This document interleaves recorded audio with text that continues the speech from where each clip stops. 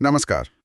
आज हम एक बहुत ही दिलचस्प दुनिया में झांकने वाले हैं, ललित कला और शिल्प की दुनिया। नमस्कार। हाँ, ये एक ऐसी जगह है जहाँ कल्पना, हुनर और मेहनत सब मिलकर कुछ नया बनाते हैं। बिल्कुल, सोचिए ना, एक कोरा कैनवस है या बस मिट्टी का एक ढेर, और वो कैसे किसी कमाल की चीज में बदल जाता है। सही कहा। और देखिए, इसमें मोटे तौर पर दो धाराएं समझी जा सकती हैं। एक तो है ललित कला, फाइन आर्ट्स जिसे कहते हैं, हाँ हाँ। जैसे पेंटिंग हो गई, मूर्ति कला है। इसमें सुंदरता, भावों को व्यक्त करने पर ज्यादा जोर रहता है। अच्छा। और दूसरी तरफ है शिल्प, यानी क्राफ्ट। इसमें हाथ से बनी चीजें आती हैं।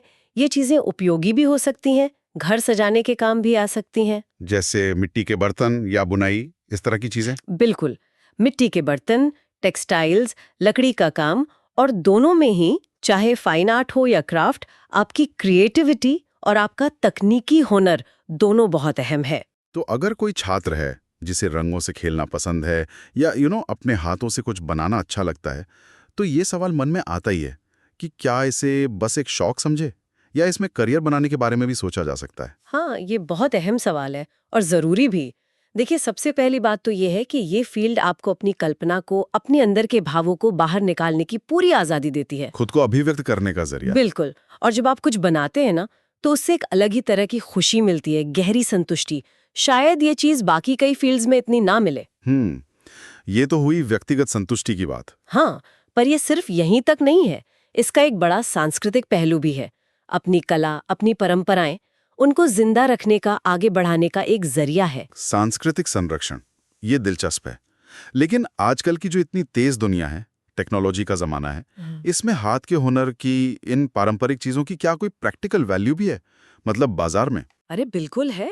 आपको शायद हैरानी हो, लेकिन हाथ से बनी यूनिक चीजों की कद्र आज भी दुनिया भर में है और इनकी अच्छी खासी मांग भी है। अच्छा। हाँ, तो ये एक ऐसा एरिया है जहां आप अपना खुद का काम शुरू कर सकते हैं, एक उद्यमी बन सकते हैं।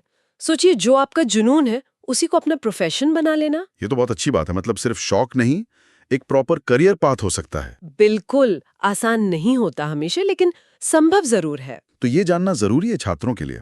अच्छा, मान लीजिए कोई छात्र तय करता है कि हाँ, मुझे इसी रास्ते पर जाना है, तो फिर पढ़ाई कैसे होती है? क्या सीखना पड़ता है? कहाँ मौके मिलते हैं? देखिए, इसमें भी कई अलग अलग स्पेशलाइजेशंस है। कोई पेंटिंग में जाता है, कोई मूर्ति कला में, पॉटरी है, टेक्सटाइल डिजाइन है, प्रिंट मेकिंग है, बहुत कुछ है। आमतौर पर अगर डिग्री कोर्स करना है, जैसे bachelor of fine arts BFA, तो उसके लिए 12वीं पास होना जरूरी होता है। और एडमिशन कैसे होता है? कई अच्छे संस्थान हैं भारत में, जैसे जामिया मिलिया इस्लामिया है, बनारस हिंदू विश्वविद्यालय है, और भी कई हैं। ये अक्सर अपनी एक प्रवेश परीक्षा लेते हैं, एंट्रेंस एग्जाम। Entrance exam. और मैंने सुना है पोर्टफोलियो का भी बड़ा रोल होता है। ये क्या होता है पोर्टफोलियो? कोई स्कूल का बच्चा इसे कैसे समझे? हाँ, पोर्टफोलियो बहुत जरूरी है। ये असल में आपके अब तक के जो सबसे अच्छे आर्ट वर्क्स हैं ना, उनका एक कलेक्शन होता है। अच्छा, मतलब जो भी बनाया हो। हाँ, जो बेस्ट काम हो। इससे पता चलता है कि आपका स्टाइल क्या है, आपकी स्किल किस लेवल की है, और आप में सीखने की कितनी क्षमता है, कितना पोटेंशियल है। ये सिर्फ स्कूल के प्रोजेक्ट्स दिखाना नहीं है, ये आपकी आर्टिस्टिक पहचान की पहली झलक है इंस्टीट्यूट के लिए। समझ गया।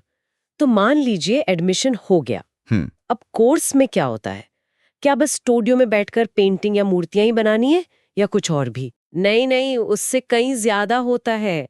प्रैक्टिकल काम तो है ही, मतलब स्टूडियो वर्क, वर्कशॉप्स, ये सब तो कोर्स का अहम हिस्सा है। हाँ, वो तो होना ही है। लेकिन उसके साथ साथ थ्योरी भी पढ़ाई जाती है। कला का इतिहास क्या है, अलग अलग आर्ट मूवमेंट्स कैसे आए, दुनिया भर में कला कैसे बदली है, विकसित हुई है, ये सब जानना भी जरूरी है। अच्छा, थ्योरी भी? हाँ, और इतना ही नहीं, आजकल तो ये भी सिखाया जाता है कि अपनी कला को लोगों तक कैसे पहुंचाना है, उसकी मार्केटिंग कैसे करनी है। चलिए वाह, ये तो बहुत प्रैक्टिकल बात है। बिल्कुल। तो मतलब सिर्फ अच्छा कलाकार बनना ही नहीं, बल्कि एक सफल पेशेवर कलाकार कैसे बने, इसकी पूरी तैयारी कराई जाती है। ये सुनकर अच्छा लगा, क्योंकि अक्सर यही चिंता रहती है। तो पढ़ाई पूरी हो गई, BFA कर लिया मान लीजिए, अब करियर के रास्ते क्या हैं? क्या सिर्फ वही कि भाई अपनी पेंटिंग बेचो या मूर्ति बनाओ, या और भी कुछ है? आर्ट टीचर बन सकते हैं। अच्छा। म्यूजियम या आर्ट गैलरी में क्यूरेटर का काम होता है। वो लोग प्रदर्शनियां ऑर्गेनाइज करते हैं, कलाकृतियों का रखरखाव देखते हैं, बहुत दिलचस्प काम है वो भी। क्यूरेटर, हाँ सुना है। फिर डिज़ाइन की दुनिया तो है ही, आप इलस्ट्रेटर बन सकते हैं किताबों के लिए, मैगजीन के लिए, ग्राफिक डिज़ाइनर बन सकते हैं, या फिर आप एक स्पेशलिस्ट क्राफ्ट्स पर्सन बन सकते हैं, जैसे ceramic artist, textile designer, jewellery designer. यानी विकल्प काफी हैं अगर सही से देखे तो। हाँ है। लेकिन फिर वही सवाल घूम फिर कर आता है जो अक्सर छात्रों और उनके पेरेंट्स सोचते हैं, क्या इस फील्ड में एक स्टेबल करियर बनाना मुश्किल है? चुनौतियां क्या हैं इसमें? देखिए, चुनौतियां तो हैं, इस बात से इनकार नहीं किया जा सकता, और उन्हें जानना भी जरूरी है।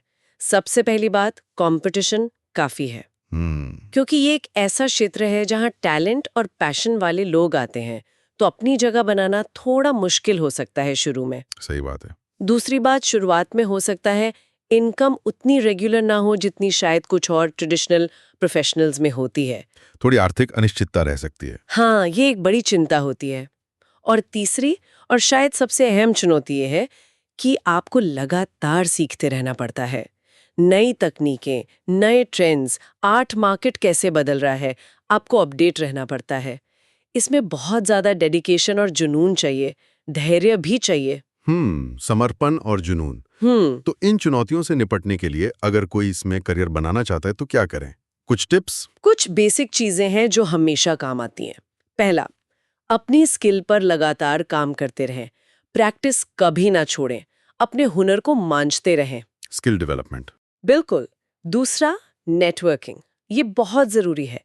दूसरे कलाकारों से मिलें, गैलरी वालों से, डिजाइनर्स से, एक कम्युनिटी का हिस्सा बने।